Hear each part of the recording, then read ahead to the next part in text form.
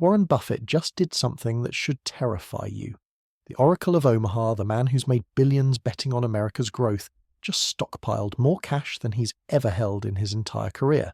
$325 billion sitting in treasury bills. Not invested in stocks, not building companies, not betting on innovation. Cash. Dead money earning 5% while the market hits record highs. And he's not alone. Michael Burry, the man who predicted the housing crash and made a fortune while millions lost their homes, just made his biggest bet yet. Not on stocks, not on bonds, on physical gold.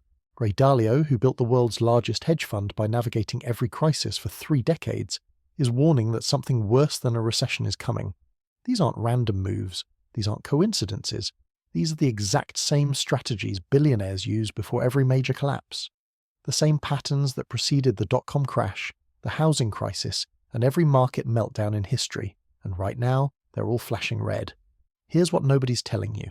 Billionaires don't get rich by accident. They don't stay rich by luck. They survive and thrive through every economic disaster, because they see what's coming before anyone else. While regular investors chase returns and believe the market will keep climbing forever, billionaires are quietly preparing for the inevitable.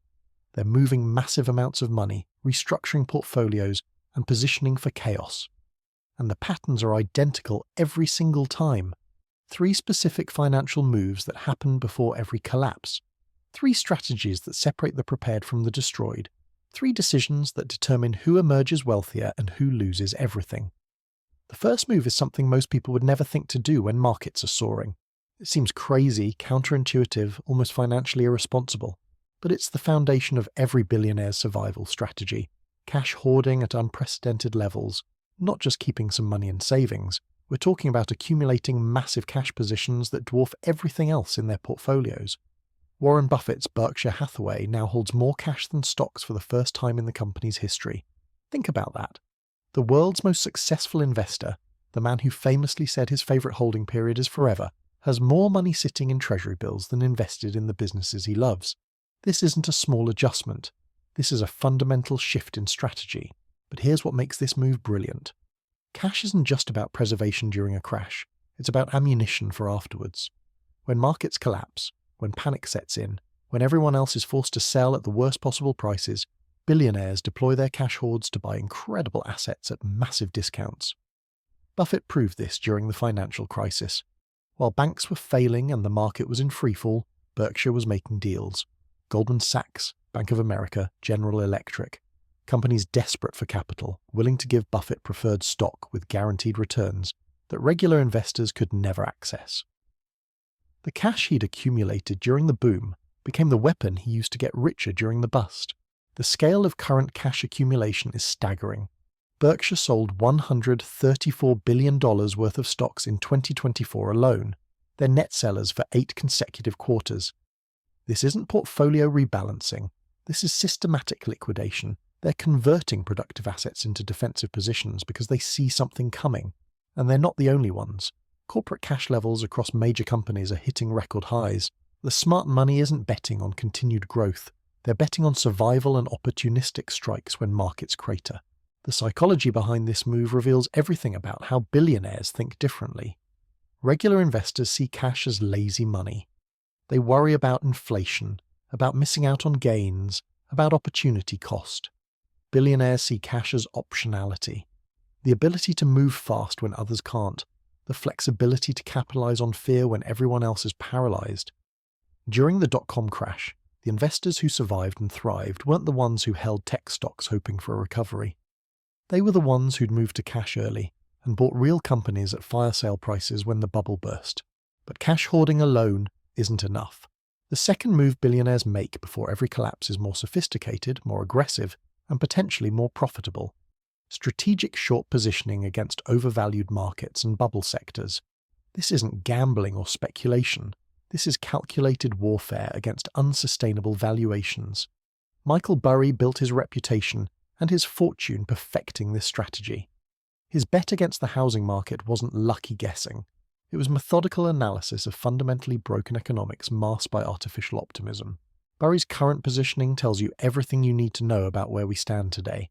In 2023, he bought massive put options against the entire market. $1.6 billion, betting that both the Nasdaq and S&P would decline. Not small hedges, massive directional bets that the market euphoria was unsustainable.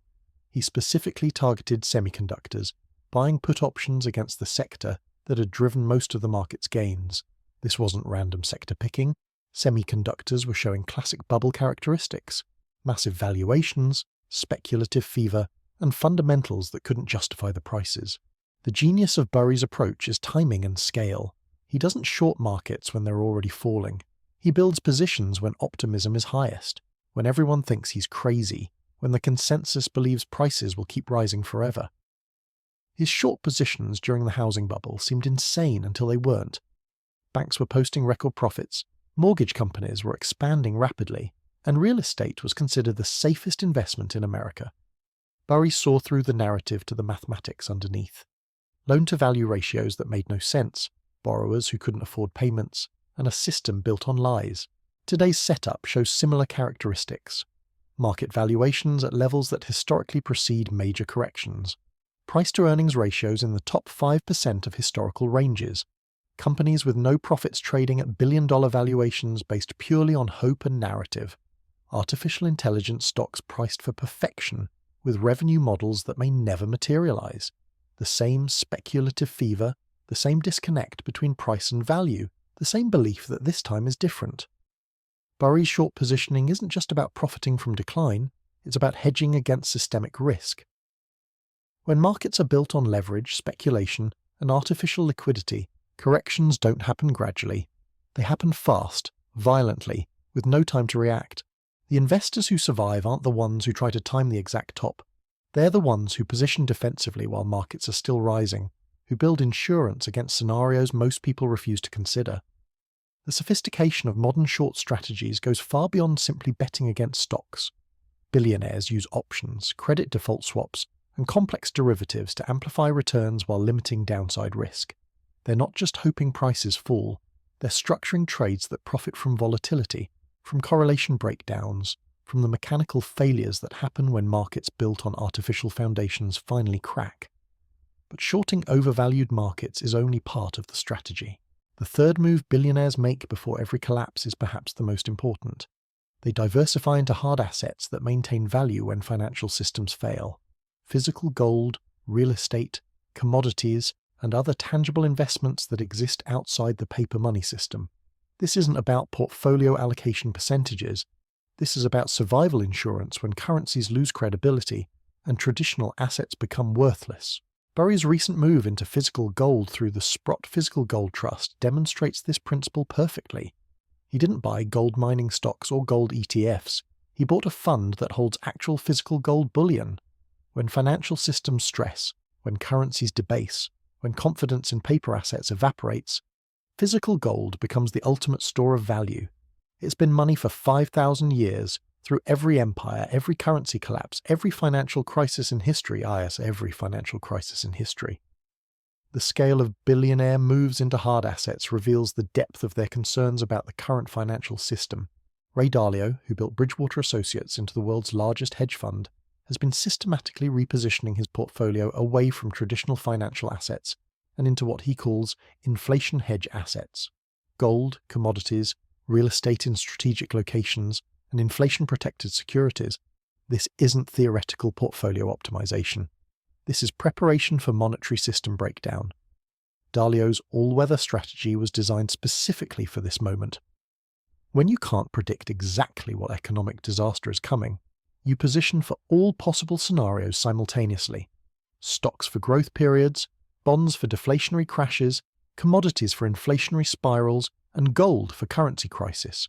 The strategy assumes that economic cycles are inevitable, that what goes up must come down, and that the only way to survive is to be prepared for everything.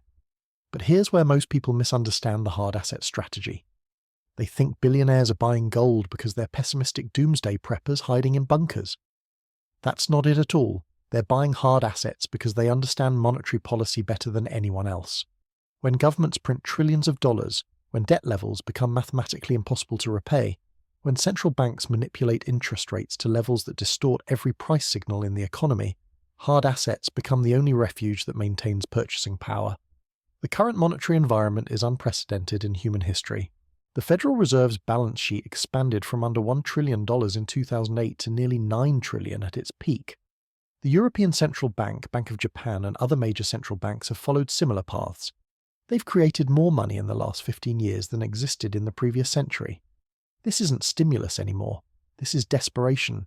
And billionaires know that when the money creation stops working, when inflation becomes uncontrollable, when confidence in fiat currencies breaks down, only real assets will preserve wealth. Physical real estate represents another critical component of the hard asset strategy. Not speculative properties or over-leveraged developments, but productive land, strategic locations, and income-generating assets that maintain value regardless of currency fluctuations. Farmland, timberland, mineral rights, industrial properties in key locations, assets that produce something real, something people need, something that can't be printed or created by central bank policy. The billionaire approach to real estate during market peaks is counterintuitive. While regular investors chase appreciation and leverage themselves to buy more properties, billionaires focus on cash flow and strategic positioning. They buy assets that generate income independent of market sentiment, properties in locations that will matter regardless of economic conditions, and land that controls resources other people will need. Water rights have become particularly important in billionaire portfolios. As climate patterns shift and population centers grow, access to fresh water becomes more valuable than oil. Agricultural land in regions with sustainable water access, industrial properties near major water sources, and direct investments in water infrastructure. These aren't traditional investment categories, but they represent the kind of forward thinking that separates billionaire strategies from conventional portfolio management. The timing of these hard asset accumulations reveals everything about billionaire market analysis. They're not waiting for crashes to start buying. They're buying now while markets are still elevated, while confidence remains high, while most investors are still chasing financial asset returns. This positioning requires enormous patience and conviction.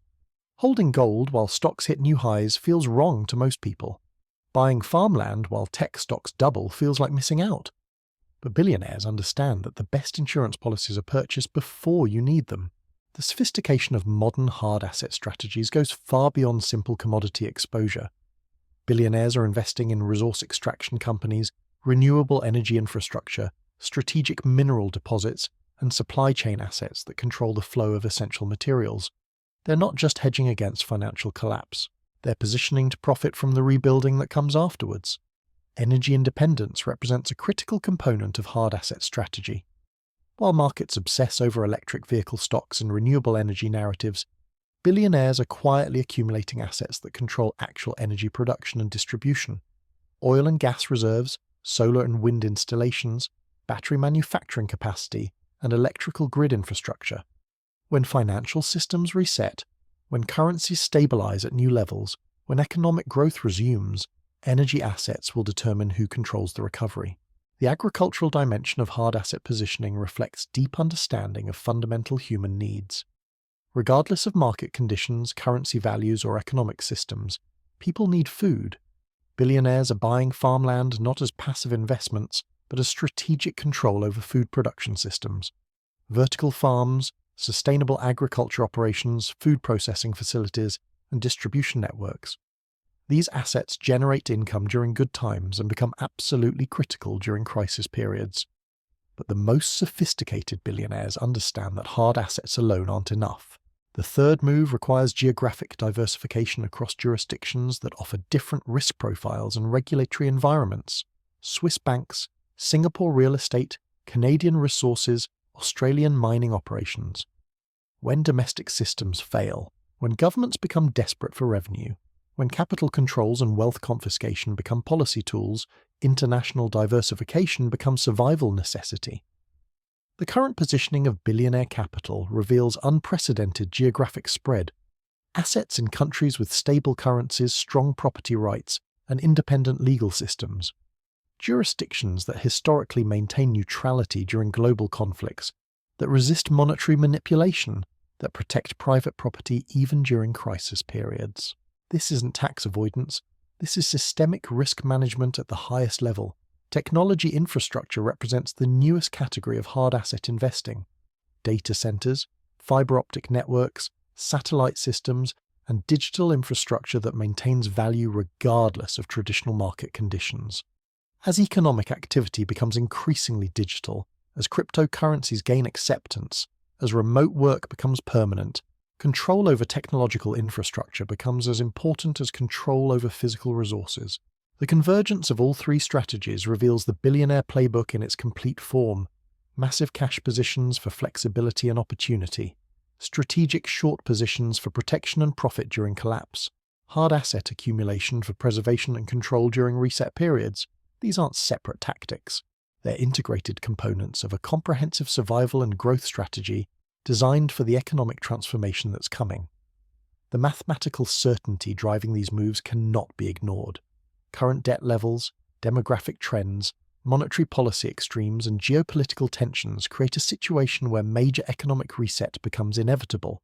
The only questions are timing, magnitude, and who will emerge stronger on the other side. Billionaires aren't hoping for collapse. They're preparing for it because preparation determines outcomes when systems fail. The patterns playing out right now are identical to every major collapse in modern history. The same warning signals, the same billionaire positioning, the same systematic preparation for economic devastation.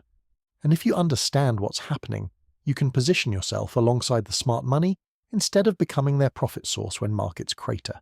Look at the specific indicators billionaires monitor that most people completely ignore. The yield curve has been inverted for months, meaning short-term interest rates are higher than long-term rates. This signal has preceded every recession for the past 60 years without exception. When banks can borrow short-term money at higher rates than they can lend long-term, the entire credit system breaks down. Lending stops, liquidity disappears, and markets collapse. But here's what makes the current situation more dangerous than previous cycles. The M2 money supply is contracting for the first time since the Great Depression. Think about what that means. After printing trillions of dollars over the past 15 years, the Federal Reserve is now pulling money out of the system faster than they're creating it. This isn't gradual policy adjustment. This is monetary whiplash that destroys everything built on cheap money and infinite liquidity. Corporate earnings are already showing the strain. Companies that looked unstoppable just months ago are missing revenue targets, cutting guidance, and reducing workforce. The artificial intelligence boom that drove market gains through 2024 is revealing itself as another speculative bubble built on hope rather than sustainable business models. When the easy money stops flowing, when interest rates remain elevated, when consumers finally exhaust their savings and credit capacity, these companies will collapse faster than anyone expects. Ray Dalio's warning about something worse than a recession isn't hyperbole, it's mathematical reality. When you combine massive government debt, corporate debt at record levels, household debt beyond sustainable limits, and a financial system built entirely on leverage, normal recession mechanics don't apply anymore. The system can't handle traditional economic correction without triggering complete breakdown. The debt dynamics alone guarantee systemic failure. The United States government owes $37 trillion and adds another trillion every 100 days. Interest payments now consume more of the federal budget than defense spending. When borrowing costs exceed economic growth permanently, when debt service becomes the largest budget item, when rolling over existing debt requires issuing new debt at higher rates, the mathematics become impossible to sustain. State and local governments face similar crushing debt loads, pension obligations they can't fund, infrastructure they can't maintain, services they can't provide without borrowing more money they can't repay. When federal support disappears during the next crisis, when tax revenues collapse as unemployment spikes, when municipal bond markets freeze, entire regions will face bankruptcy simultaneously. The corporate debt situation is even more precarious. Companies borrowed trillions during the zero interest rate environment, not to invest in productive capacity, but to buy back their own stock and pay dividends. They artificially inflated share prices using borrowed money while their underlying businesses remained stagnant or declining. When those loans come due at current interest rates, when refinancing becomes impossible, when cash flow can't cover debt service, mass corporate defaults become inevitable. Household debt levels have reached historic extremes across every category. Mortgage debt, credit card debt, auto loans, student loans, personal loans. American consumers owe more money relative to their income than at any point in history, including the peak of the housing bubble. They've maintained consumption by borrowing against inflated asset values and assuming debt service costs would remain low forever. When asset values decline and interest rates stay elevated, millions of households face insolvency simultaneously. The banking system that connects all these debt levels is fundamentally unstable. Regional banks hold massive portfolios of commercial real estate loans that are already underwater. Office buildings, retail centres, apartment complexes purchased at peak valuations using cheap debt now face refinancing at rates that make the properties worth less than their mortgages.